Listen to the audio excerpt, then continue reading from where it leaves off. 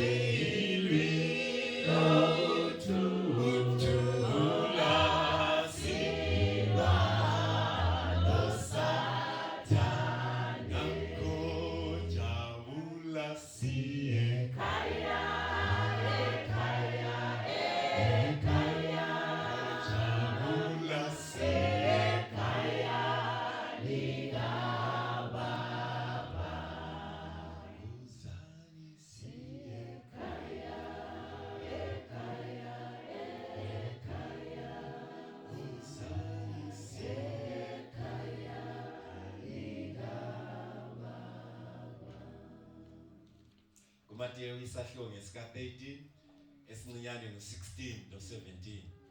Kepha abusisiwe amehlo enu ngoba ebona, nendlebe zenu ngoba zisizwa.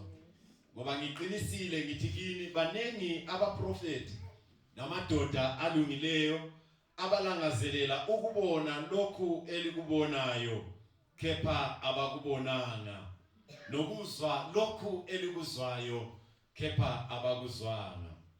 Baba wethu osezulwini, malihlonitshwe lidunyiswe lakho igama. Siyakubonga namhlanje ukuba usilethile njalo kwelinye ithuba eliqhakathekileyo lapho esiza kuphenyisisa incwadi yakho engcwele. Lizwe liza kuphuma kusithunywa sakho, kalibe livelela esihlalweni sobukhosi. Wonke amazwi isithunywa sakho eza kuwakhupha angaveli esihlalweni somusa kawangaphumi emlonyeni waso. Kuthi lokho okuhlosileyo ngokusibuthanisa kule indawo kube kufeziwe kwelihle igama lomfelo uJesu. Amen. Ngiphe iBhayibheli, yiso isibane oza kusiphakamisa elibeni. Ngiphe iBhayibheli, isithobo sokhathele, umkhomba ndlela kulabo abasinsitheka emnyameni bengazi ukuba baqondephi. Ngiphe iBhayibheli, yilo elizakunika impawu ezintathu eziqhakathekileyo kumele uzibambisise njengomthungameli.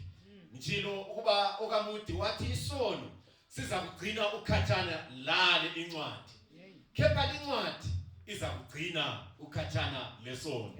Kasiphenyisiseni kakahle ngoba kuyiyo yodwa incwadi emhlabeni, kuyiyo yodwa incwadi emhlabeni, kuyiyo yodwa incwadi emhlabeni engaguqukiyo. Ezinye sezaguquguquka kodwa yona imi kuze kube naphakade. Namhlanje ngifuna kuba umlindi ngimphawule ezigabeni ezintathu kusihlwa ngilamavesi amathathu. Ukhona kwazi kubala kuhle iBhayibheli ongagagasile. Ukhona?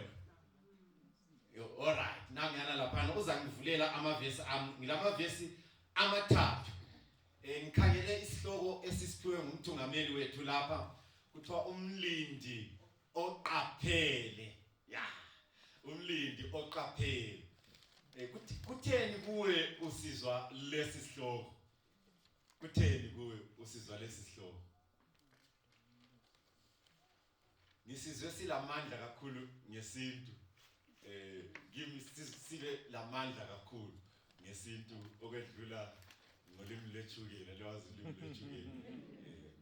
Kulezi izingoma zethu esizihlabelela esihlabelweni ungathatha ngesilungu so yayiza ukuthi umlobi sibili wayelamandla sibili, kodwa ungayithatha ngesintu yezwe ukuthi umtolili wathola amandla kamlobi lamandla kamtolili. So isihloko lesi ngisizwe ekutolikweni silamandla amakhulu, umlindi oqaphele. So ngifuna ukuba siphawule izinto ezintathu. Indinyana yethu yokuqala esizayifunda isencwadini kaSamuel, incwadi kaSamuel. Ngifuna ukuba ngiphawule abalindi abathathu. Abalindi abangaki? Abathathu. oyedwa wakhona athi sinqingisela ikwazi nenze njani oyedwa wakhona ungafisi ukuba nguye oyedwa wakhona ungafisi ukuba nguye kodwa ababili bakhona fisa ukuba yiwo kodwa owesithathu kumnene ube nguye mana sihambe sonke angisho oyedwa wakhona unganjani ungafisi ukuba nguye ababili bakhona fisa ukuba yiwo kodwa owesithathu woba nguye sesikubambile so ungeza sengifika kwesithathu ukuthi intshumayelo sisiyafika ekugcineni incwadi kaSamuel isahluko Samuel wesibili isahluko ngesika 18 ivesi ngelika 22 asibaleni sesibala umlindi wokuqala verse 22 yes fundi And Ahimaaz the son of Zadok said, uAhimasi indodana kaZadok wathi but whatever happens, akulanda ukuthi kuyini okwenzakalayo please let me also run after the Cushites. akungiyekele lami ngigijime ngilandele umkhushi And Joab said, uJowabi wathi kuye why will you run, my son, ha ndodana yami kungani uzagijima since you have no news ready? njengoba ungelandaba ezikhona ulala udaba inkosi sesifunda lezi la izindaba lezi umlindi oqala lo ogama lakhe lithiwa ngubani Ahimaaz wabona uthuli lusiba khona wathi ngibona uthuli yayibona abanye abantu balama report yangazi abangawaphiwanga umlindi lo kuthiwa ngumlindi oqatshelwe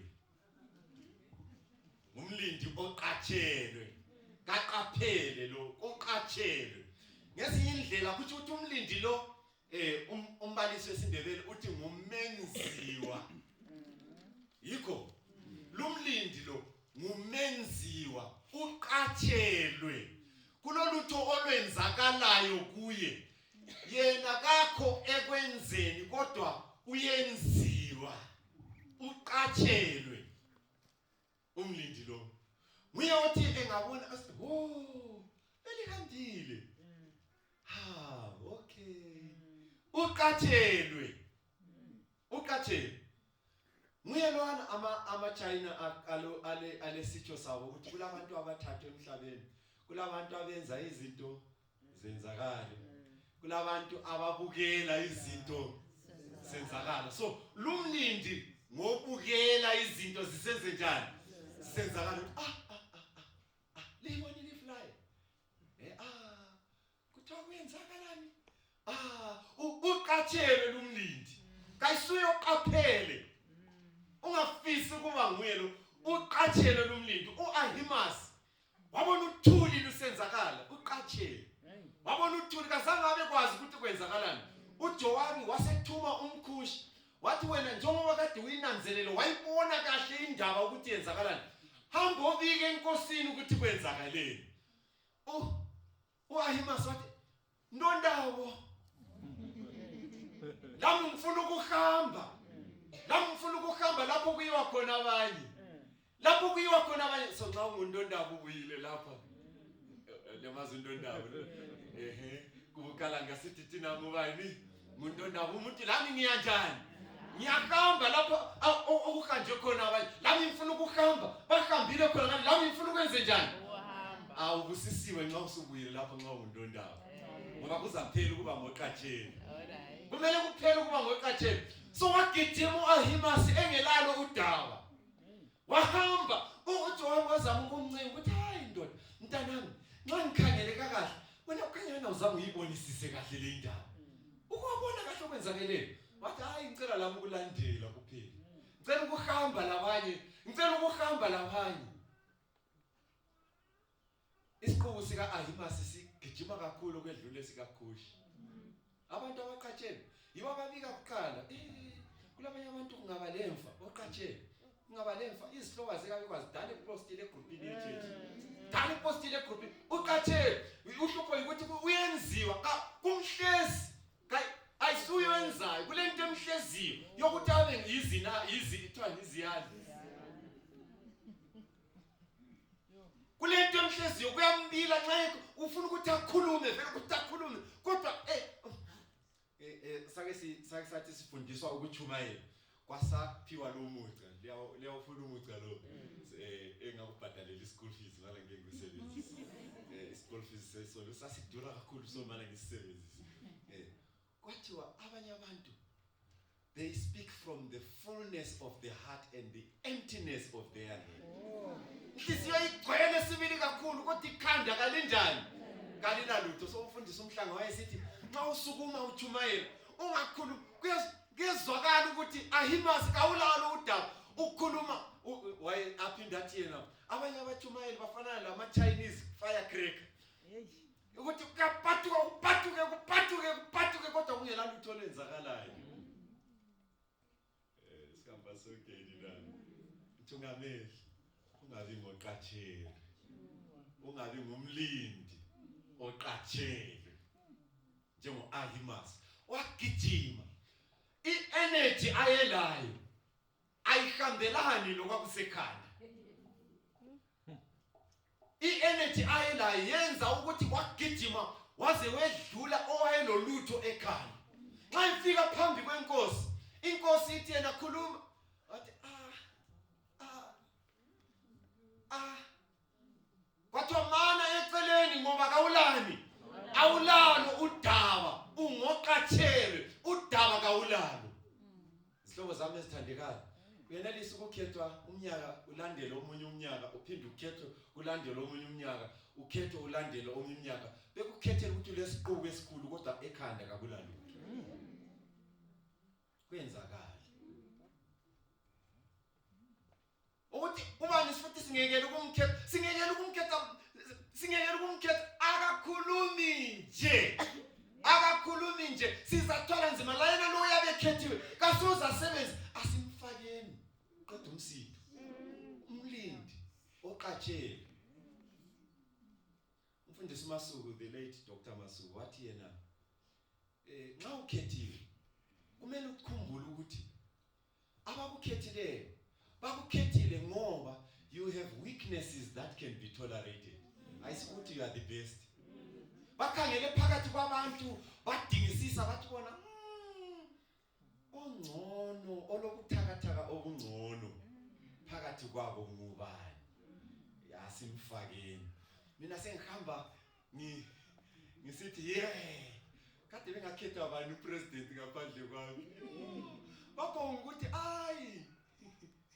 ngenxa yokuthi indlela yokuthi uyezulwini ukuthi ukhethwe ube lapha ukuchayane lezihlahla ukuhlangane lezinto ezinzima ukubona abantu bebuye ofisini bezokutshela ukuthi umfundisi lo asamfuni kukuchaye kukuse emadolweni encengi yiyo indlela ongasindiswa ngayo wena usihamba uphakamisa ikhanda lakho uthi vela kula muntu ofana nalabo ungoqathele mani eceleni kubuye ukhushi olodaba. Kwesinye isikhathi uyakunanzelela ukuthi ngesikhathi susukile ubona izinto ziyenzakala ukwedlula wena usukhona ukuthi wena ugijima kakhulu bakuqamba bakukhetha bakufaka kodwa ungela daba. Uthi wawu bengasela plani lapha ngoba wena usuthe wena kuye mina ngifuna ukuhamba uthi wayesethi nomntanami kodwa uladaba awulalutho zafika ukukhuluma inkosi izathini ngami mina nxa ngikuthumile inkosi izathini ngami usuluthi wamncenga uJowabi wathi ngekela ngigijime kuphela ngilandele ukhushi awumlandeni kuphela ufike usumedlule susima phambi kwenkosi. Izihlobo zami ezithandekayo sizakuma phambi kwenkosi kumele sime silodaba sime hathi njengabaqatheli. Leyo sitheni ngaye oqatheli sitheni ngaye mxwaye singanjani singaqali ukufana naye. Nxa ubuye lapha ungoqatheli ngoba ngumlindi wesibili liyamfuna umlindi wesibili ngiyo sesihlokweni sethu umlindi onjani oqaphele nguye umlindi oqaphele lo kasumenziwa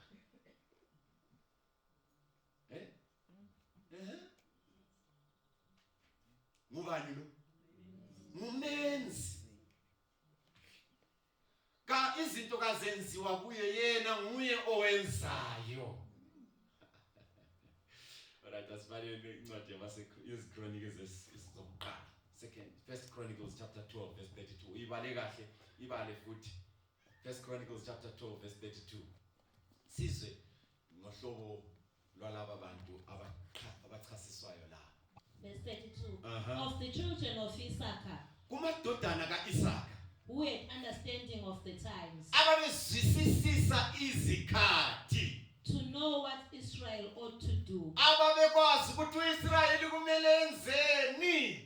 Their chiefs were 200, Usebalisa ukuthi babe bangaki. and all their brethren. Yabona isahluko lesi sika chapter 12 kuyabaliswa kulama number ukuthi kulabantu abangaki. Kuthi abangaki inumber yabo kuthi abangaki kampani kumise khona 200. babe ku200. Liyakubona lokho? Babe bangaki? 200. Omunye lomunye wabo wayesazi isikhathi. Bona labo bangu200. Omunye lomunye wabo bonke bangu200 babesazi isikhathi. Bengazi isikhathi kuphela. Babekwazi ukuthi uIsrayeli kumele enzeni nxa sokuyisikhathi esithi. Mina ngikwazi ukuthi ngithini mina. Kulama church angu252 eWest Zimbabwe Conference. Kulo Women's Ministries Director ngechurch. Kulo Children's Ministries Director ngechurch. Angikwazi yini ukuthi kungalotshwa ukuthi kubo Women's Ministries Director ababekhona babesazi isikhathi lokuthi omama kumele benzeni. Babesazi isikhathi lokuba abantwana kumele benzeni. Mina ngingedwa church. Umlindi oqaphele uyasazi isikhathi. Ukuthi kathesi isikhathi bani. Uyakwazi umlindi osedongeni laseZion. Uyenelisa ukuthi asitshele ukuthi sekusihla ikhwezi selivela. Ngiyabona ukuba lapho esiyakhona sekuseduzane kulalapho esivela khona. Lokho nxa ehlela inhlelo zakhe uhlela njengomuntu okwaziyo ukuba lapho esivela khona kude kakhulu. Lapho esiyakhona sekuseduzane kakhulu. Kahleli izinto zakhe aziphathe kuyekethe. Ubamba umsebenzi ngesizotha esiphakemeyo ngoba uyakwazi ukubona isikhathi sesiphelile. Sengilingeke kuba livese yini. Kodwa ngizayikhuluma. Maye kuwe mhlaba. Ngoba uSathane uzile kuwe elolaka olukhulu. Esazi ukuthi isikhathi sakhe sinengi kakhulu. Haleluya. Isikhathi sakhe sinjani? Babala 2000 years ago. Kubambisise khona lokho. Kubhalwa lokho. Iminyaka eyinkulungwane 2 edlulileyo kubhalwa lokho.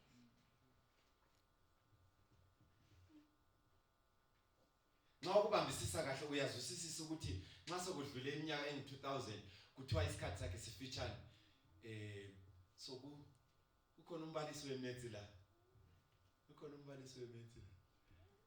isibonelo alright.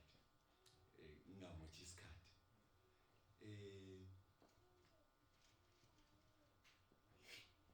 Ukuphela. Okay. Kulento kuthiwa yiproportion. Direct proportion, the inverse proportion. I-direct proportion ithi into le uma lokhu kukhula lakho kuyakhula. I-direct proportion. Nxa kulolutho ngapha olukhwelayo la ngapha kuyakhwela. Njengokuthi uma ubasela umlilo ngamandla, imbiza isitsha ngamandla, kuyabhoyila kakhulu. Anjalo sisonke. So le i-direct proportion. Bese kusiba le proportion okuthiwa yi-inverse proportion. Ngiyibhadalisa ifizi yeMaths. Bese kusiba le proportion okuthiwa yi-inverse proportion. Le ithi yona ulutho lungabe lukhwela ngapha kodwa kunye kuncipha ngapha. Okunye kungabe kukhwela ngapha kunye kuncipha ngapha. Angikwazi ubeze yabo liyabona. Ngikwazi umfanekiso engawunika yiwuphi. Umfanekiso ukuthi uma umuntu egijima esesiyachaya intambo nxa distance phakathi kokuyachaya intambo ilokho incipha yena ungezelela isiqubu ngamandla. So isiqubu sakhe nxa sisiya sikhwela distance layo iyayisiya incipha. Ukusebenza kukaSathane ubudlelwano bakho lesikhathi ku-inverse. Nxa isikhathi sisiya siphela ngamandla, uSathane ugijima ngamandla. Mina ngingedwa. Umlindi oqaphele uyakwazi khona lokho. Kangeke avume ukuthi izinto zenzakale ngendlela kade zisenza ngayo izolo. Izolo wena ubuselelisa ukutshela umntwana ukuthi umntwana umna wakho ngihambe ngayamthenga avume. Ubutshelwa njalo uvume. Ubutshelwa njalo uvume. Namuhla awungeke umtshele umntwana ukuthi ugogo uhambe eGoli efile. Awungeke umtshele ukuthi ugogo uhambe eGoli. Mina ngikwazi besihamba sonke. Kuloko umzukulu kwami kuselupane ngale. Kwakuthi mayela umfundisi uJB abelupane bazakhumbula. Eholo liyana, kwakuseholo ngayo. So sebiza abantu ukuthi babuye phambili. Babuya lakho kwahle kwabuye kumzukulu kwabuya phambili. Kwasinikela. So sebexoxa ngikhaya sithi kathi solapha ubusenzana ubuya phambili. Bathi mina kalizwanga yini ukuthi umfundisi uthi. Umfundisi uthe sinikele inhliziyo zethu kuJesu. Bensiyanikela inhliziyo yami kuJesu. Angikwazi besihamba sonke. Waye ku ECDA nxa ngingaphambanisi lapha ngalesiya nasikhathi. ECDA. Waye ku ECDA. Umlindi oqaphele uyananzelela ukuthi abantwana kade sakusadlaliswa kuphela kuthiwa baby Jesus. Umlindi oqaphele uyananzelela ukuthi abantwana kade sebephambili kulathi kakhulu. Sahlalela upana umakhelwane wami kulabazukulu kulabantu abakhe abafika balokha ama channel wonke kwasala waboPopeye. Wathi babikwazi abadala ukuthi uvale njani wasokuvalile ungabantwana. Sokusela aboPopeye abasabukeli news ngala iTV kuphuma wonke aboPopeye wonke athiyene wonke amanye ama channel awe news one wonke sokuvaliwe sokusela aboPopeye kuphela. So mina njengomthungameli kumele ngibe njani esikhathini esinjalo? Kumele ngazi ukuthi kathesi abantu engibathungamelayo sebephambili kakhulu. Angingeke ngenza izinto ngendlela kade ngizenza ngayo izolo. So kumele ngibe phambili njengabo. Ngichithe amathuba ngitaticha izindlela abenza ngayo izinto ukuze ngizwisisise umumo kumbe lapho abemi khona. Mina ngingedwa namhlanje inkonzweni. Sikhamba songeni na? Kumele ngikuzwisise khona lokho. Kumele ngikuzwisise ukuthi yomi yakade sayisafani le yomi yezolo. Kumele ngikuzwisise. Akumelanga ngibatshele odonti la nxa beqhakathekile. Kumele ngibachasisele odonti laba ukuthi bachone. Right, ngifuna niki principle yomlindi oqaphele. Liyibambisise ngizayitsho ngesilungu bese ngitsho la ngesintu. Abantu esibathungamelayo kathesi, they have to agree before they obey.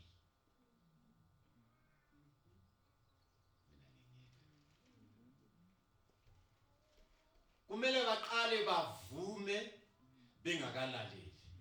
Izolo kade kuqala ngokulalela abesevuma. Izolo bekunjalo. Ungahambi inyovane umama uzawela enkezi eqhageni.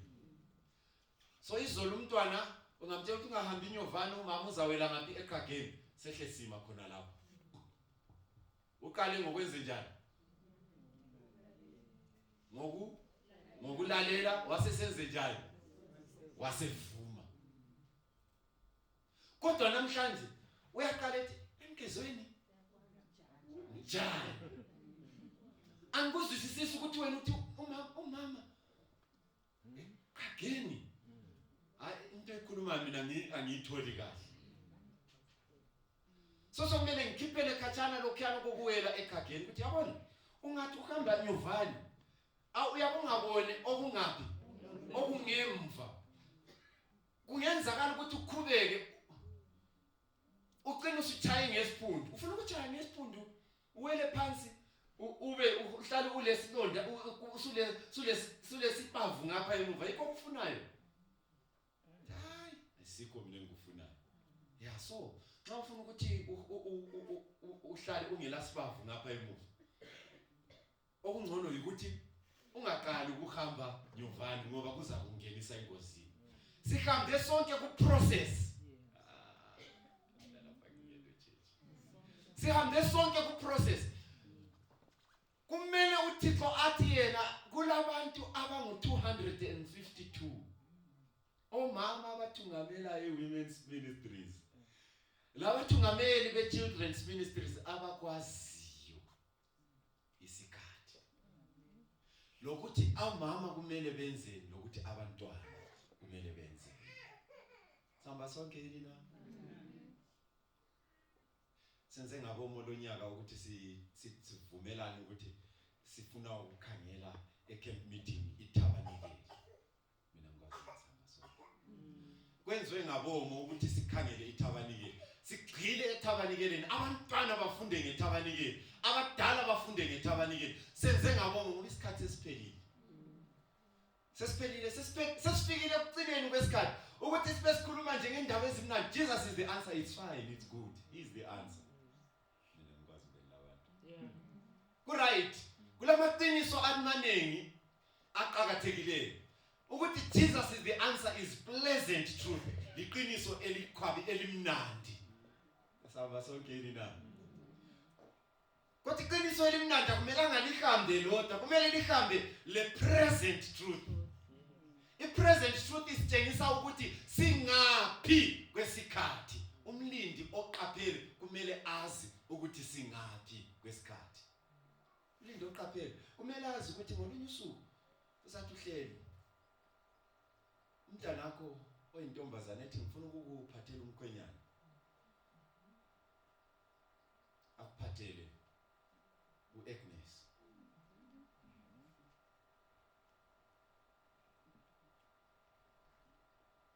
Akukhathana khona lokho actually kuyenzakala kathesi. Umlindi wesithathu, umlindi oqala sithe ngubani? Kuthiwa ngumlindi onjani? Oqatshelwe. Lo mlindi kumele wenze njani? Ungabi nguye umlindi wesibili oqaphele. Sihlobo zami ezithandekayo, akuphelelanga. Ngiyaxolisa mthungameli, akuphelelanga ukuba umlindi oqaphele. Kumele udlulele phambili. Umlindi oqaphele uyabe ekhangele ebona ukuthi sokuyisikhathi bani lokuthi uIsrael kumele enzeni. Samba sonke.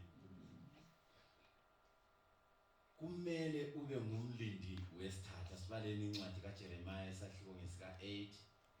Incwadi kaJeremiah esahluko ngesika 8 ivesi ngelika 7. Sibonele umlindi wesithathu. Umlindi wesithathu. Verse 7. Even the stork in the heavens unogolantete emkhathini knows the appointed time, uyasazi isikhathi sokusuka kwakhe. and the turtle dove, Ngitsho lenkonjane, the swift, that's what today kuthiwa bini. and the swallow Lazo zonke lezi izinto observe the time of their coming. ziyazazi izikhathi zokusuka kwazo. But my people do not know the judgment of the Lord. Kepha abantu bami abazi kwahlulela kukaJehova. Yamuza uJeremiah ukuthi uthini? Samba sonke. Akuphelelanga kuba ngumlindi oqaphele. Kumele ube ube ngumlindi ongumqaphelisi. Olimukisa abanye ngingacwayisisa ngenyoni lezi ezithuthayo, migratory birds. Inyoni ezithuthayo ezihlala kwesinye isigaba nxa umumo uvuma, ngemva kwesikhathi umumo nxa ungasavumi ziyathutha ziyehlala kwesinye isigaba. Kumele ziphaphe phezu kwamanzi okwesikhathi eside kwezinye izindawo. So nxa zilabantwana sezikwazi ukubana sokuyisikhathi sokuthutha. Lapha sengizakholisa la. Nxa zilabantwana sezikwazi ukuthi sokuyisikhathi sokuthutha. Ziyabathatha abantwana ziphaphe labo ziye phezulu. Nxa amaphiko azo engakaqini siyabona ukuthi amaphiko abantwana baya exercise ngoba kuzathathwa umango omude kusuka kule indawo ngoba amakhaza asesiza. So kumele siye endaweni engelamakhaza. Ngoba ngiyedwa la. Samba sonke nina siyaba exercisesa, siba practices abantwana ukuze nxa sekuhanjwa umango omude kungabi lo mntwana ozakhathala phezu kolwandle. Zenelise ukuchapha inlwandle, zenelise ukuchapha indawo ezilemlilo, zenelise ukuchapha indawo ezingahlalekiyo, zenelise ukuchapha inkangala ngoba inkangala zingeke zahlala zithole amanzi. Zenelise ukugcina amanzanyana ezilawo ukuze ziye ekhaya ezulwini. Sehle ngafika masinyane. Umlindi ongumqaphelisi, umlindi ongumqaphelisi uyakwazi ukuthi omama kumele ngibalungise ngoba sokuseduze lapho esiya khona. Kathesi songani sokulongqwaqwane kule indawo. Akusahlaleki sokumele sisuke. Kumele si-exercise abantu. Ba-exercise, balungele ukusuka beye ekhaya ezulwini.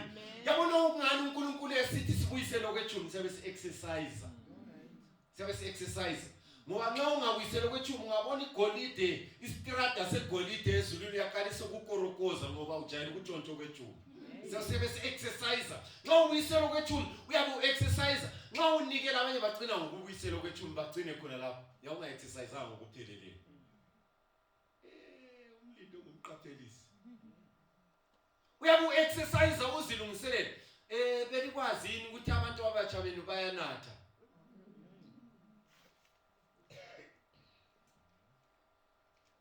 Belikwazi ukuthi siyenelisa ukwenza izimemezelo sidakiwe.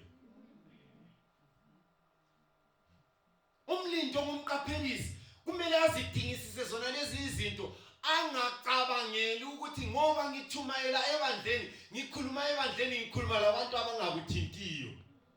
Ukhuluma labantu abakuthintayo. Belikwazi ukuthi kulabathungameli be-women's abaye begcinile amawayini emafrijini. Belikwazi yini ukuthi kulamaphathi abakhona okugidwa khona, kugidwe kuze kuqathi kuze kudlule ngale. Okubana ngitsho lezulu liyabe selizibuza ukuthi ngiyelwane samkhethayo savuma sibili ukuthi abe ngumthungameli. Izulu liyabe likhangele, izingilosi ziwisa amaphiko azo, usathane ngale kosathane kujatshula. Umlindi ongumqaphelisi uyazi ukubana sekuyisikhathi sokupractice. Nxa bekumemela emadilini anjalo uthi hayi mina ngiyapractice. Mina ngiyapractice. Ngipracticele ukundiza. Angingeke ngenze izinto zabantu abangahambiyo. Angikwazi ukuqiniseka kangakanani le indaba kodwa ngifuna ukuba lithole isifundo ngayo. Kuthiwa umntwana kaKing Mswati, abanye abantwana esiklasini babe seqela emadeskini begijima begcwala yonke indawo. Umntaka King Mswati wayezihlalele egoqa izandla zakhe. Umunye wasondela kuye wathi wena indaba ungenzi ngabantu. Mina ngimdala inkosi ngiyinkosi. Inkosi iziphatha njengenkosi. So umlindi ongumqaphelisi uyakwazi indlela kumele aziphathe ngayo. Upractice ukubana ayehlala esihlalweni sobukhosi, lenkosi yamakhosi, ngoba uyindlovukazi, uyinkosi yena ngokwakhe, uyinkosana, uhlelwe ngegazi likaKristu Jesu. Umlindi ongumqaphelisi indlela aphila ngayo iqaphelisa umhlaba ukuthi angisiyo lapha mina. mina ngiwekhaya ezulwini ufuna kuba ngilethe umuso ngendlela eqhakathekileyo khona uthi yena ngifuna ukuxwaya ukuba ngumlindi oqathele ngiyakukhwabitha kangaka ukuba ngumlindi oqaphele kodwa ngifuna ukubana uJehova angisize ngingemi lapho ngibe ngumlindi ongumqaphelisi umthandazo wakho namhlanje xa umthandazo wakho phakama sithandaza